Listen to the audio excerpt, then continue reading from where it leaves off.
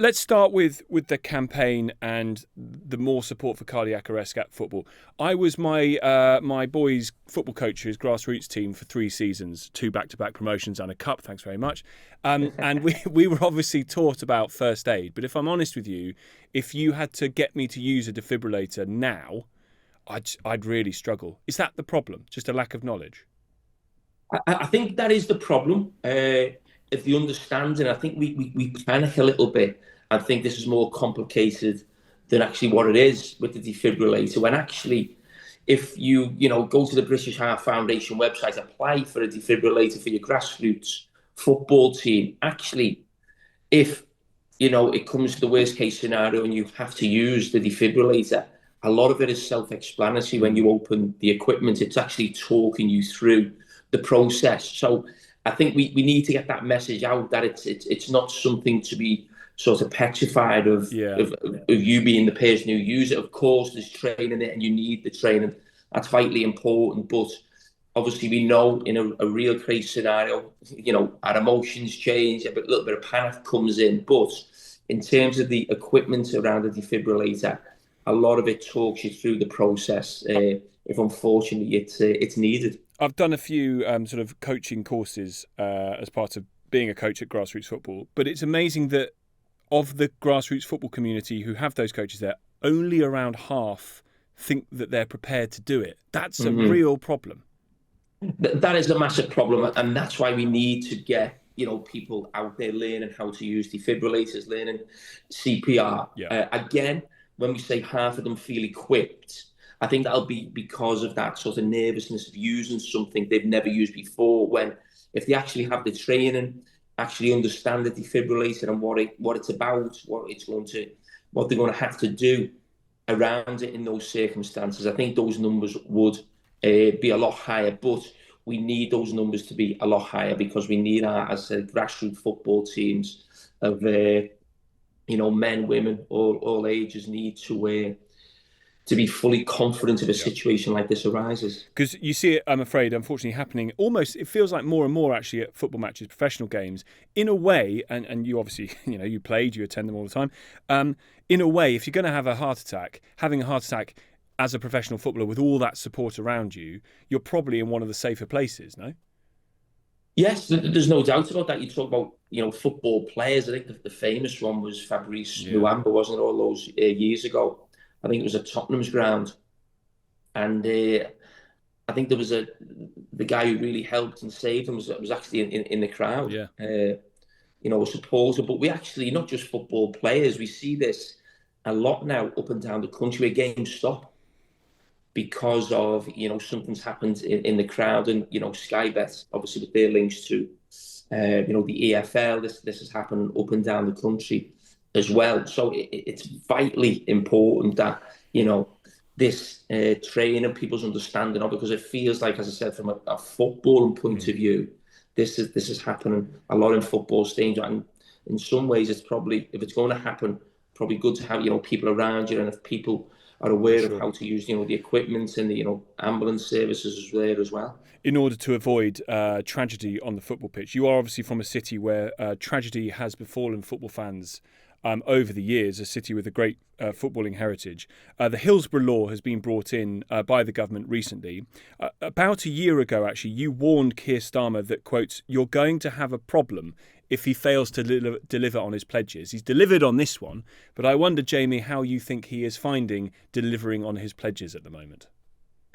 Well, I'm not aware of all his pledges.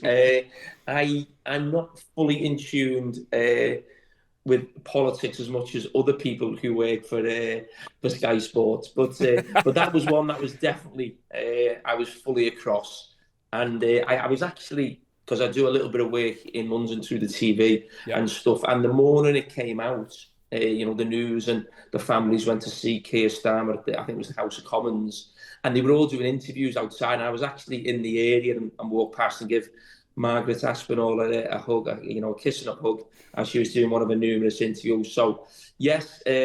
She knew who you were, obviously. She didn't just think some random bloke had run up to her. I think, we've got a great relationship going back a long time, because obviously she's at the forefront of the families. So yeah, it was a great moment, and credit to Keir Starmer getting this sub. Because at one stage it looked like it wasn't going to happen for whatever reason, but finally we got there. But I'm well aware it's not easy being the Prime Minister of this country. But He's yes, certainly I not think making it look easy, is he? I mean, you are. Andy Burnham was clearly very close to that piece of legislation. You are someone who has previously supported Andy Burnham. Yeah. Do you think he would do a better job? No, you're not going to get me on nothing like that. Don't worry about that. I'm too clever enough to fall for that trap. But yeah, listen, I think Andy. But you like him still, right? Pardon? You still like him? You think he's a good politician, Andy Burnham? I think Andy Burnham's a great politician. He's done a great job as the leader, I think, of the Greater Manchester, the Metro Mayor there. Mm-hmm. He's done well, because I mean, if he didn't do well, he's got Gary Neville on his shoulder, hasn't he? There as well in that part of the world. He's got two people breathing down his neck. But no, I think Andy Burnham's great. He's a huge football fan. He's really authentic. But no, I like Keir Starmer. I'm well aware it's not easy, as I said before, to be the Prime Minister. A lot of the press in this country is right wing, so it's not easy to get the press on side either. But I think he handles himself really well. He handles the PMQs really well. Never looks too flustered. As I said, it can't be easy. But certainly from my point of view and where I'm coming from in Liverpool, the legislation that got passed around Hillsborough Law, absolutely delighted with that. So if Andy Burnham did throw his hat in the ring, you'd be supportive of that? I will be supportive of anybody who leads the Labour Party, because, as I've stated publicly before, I'm not a huge political fan. It's not what I'm. It's certainly not my strength. But where I come from, we vote Labour, and that'll always be the case. So if it's Keir Starmer, I will vote for Keir Starmer. If it's Andy Burnham, I'll vote for Andy Burnham. If it's Wes Street, and I'll vote for him, or whoever it could be in the future. You mentioned your colleague Gary Neville there. He's talked. He's pretty politically motivated, isn't he? Or he gets himself in that arena. He's talked about the division caused by angry white middle-aged men. He's not talking about you, is he? I know, it's funny, because when you talk about middle-aged people, you never think it's yourself. You always think it's someone older than you. And I think, well, I probably am middle-aged right now. So I'll have to pull him up. And I didn't think about it when he first said it. It was you always think of that he's talking about my dad. Yeah, exactly. Not me. Exactly. But I am actually middle-aged. Yeah, so maybe I'll have to see if I was in that. Do you agree with the sentiment behind what you said? Well, listen, Gary is, as you've just, I think, described him, as more politically activated than probably I am. But I don't think there's any doubt that it does feel, and I don't know if it goes back to Brexit, or obviously there's a situation now, and it's not just about the Labour government. It's probably, it goes back to the Conservative government, about people coming in on boats and things like that. And it just feels like there is a lot of anger in the country, and it does feel divisive, and it's, it does. I don't remember it being like this over the sort of what we've seen the last 5 or 6 years. For a lot of time when I've been growing up, maybe I take a little bit more notice now of politics in terms of than when I was a youngster. You get older, you maybe try and have a view on things, you look at things. But yeah, I understand the sentiment of where he was coming from. It does feel like there is a lot of division in this country. Is that because people are angry at the situation? You talk about the boats there, or there are lots of things to be angry about, of course, but particularly on that issue, it's clearly that part of the state is clearly not working, and a lot of people are angry about it.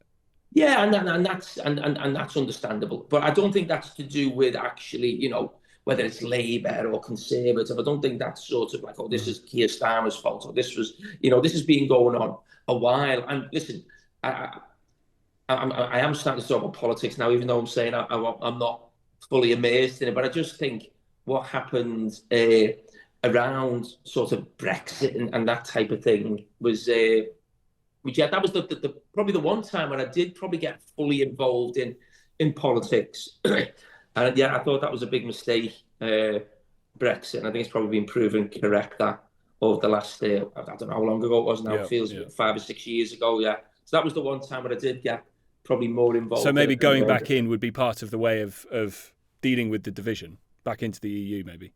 Well, I think it's hard just to go back in because, it was a vote and people voted, a certain way. I think there was probably a lot of misinformation. I think we're all well aware of that at the time. I said, I don't think you can just put someone back in whether you'd have another vote. I don't know if that would work, but I do like the fact that the Labour government are trying to, where they can, push us closer to the EU and have ties with the EU, whether, for employment and young people going to, abroad to work and vice versa. I do think that is a better version of that. But as I've said before, it's not my A game politics. So I'm sure you will try and tear this apart. Not at all. If Gary can deal with the boats and you can deal with Brexit, and then we might be onto something. Then we'll be all right. Can I ask you one more about another campaign that I know you've been close to in the past, which is, it's obviously we're talking in November, Movember, men's mental health is really important. There are a lot of young men who struggle with their mental health. There are a lot of young people on sickness, anxiety benefits out of work. What do you think a young person, particularly a young man, could learn from you, your career, the business that you were in, which required an enormous amount of resilience? Yeah, listen, I wouldn't want to start saying people could learn, people who are going through tough times, because you can be going through tough times through family situation, whether, your partner, your children, it could be something in terms of your employment, a lack of work, money, worrying to, make ends meet, bills. And I've never had those worries. I class myself as one of the luckiest people in this country. My family's still together with me, wife and kids, I've never done a proper day's work in my life. I'm a very lucky man. So I certainly wouldn't be giving advice, because I probably couldn't even understand. But you say that. The thing is, footballers like you will say this because you've lived everybody's dream and you've been paid very well to do so. The reality, though, is from a very young age, you have to dedicate yourself to this day in, day out. You might not make it. You might not be good enough. There might be times where you sit on the bench and you get very frustrated, and you have to learn to deal with failure. Well, to be honest, I think one of my biggest strengths, and the reason I've had the career I've had, whether on the football pitch or off the pitch, is probably my sort of mentality of that. That's my type of person. I would probably class myself as quite strong mentally, really. But I know through where I come from is one of the most deprived areas in the country, Bootle, where I was originally born, and my brother actually has found a couple of people. You're talking about mental health and problems. You're talking about maybe, young men's suicide issues. My brother's actually a locksmith, and he's found, 2 or 3 people actually, men over the years, really? Because of that situation. You don't know where they are. So I'm well aware of, what it's like. And he's found them dead. Yeah, through his job, which was being a locksmith. Of obviously people haven't heard about someone for a couple of days. Can you open the door, basically? That type of situation. And yeah, it is. And I think the fact that now it's something we speak about a lot more. Men are not shy in sort of opening up. And I think it is. I actually listened to something today come on the radio. I think it was advertising a podcast about young men. And the numbers in young men are going up, and the numbers in women are actually coming down. So they was talking about, I haven't listened to the podcast, but it just hit home actually that the numbers for young men, we're going up, and that is probably something, as I said, we've all got to look at and all got to help and try and do as much as we possibly can. Terrific to talk to you. Massively appreciate your time. Good luck with the campaign. Very, very important. And you did, I love watching you on Sky, and you did wonderful stuff for me on Championship Manager a long time ago when you were part of my Preston team that won the Champions League. So thank you very much. It sounds like you were the only one who wanted to buy me. Never.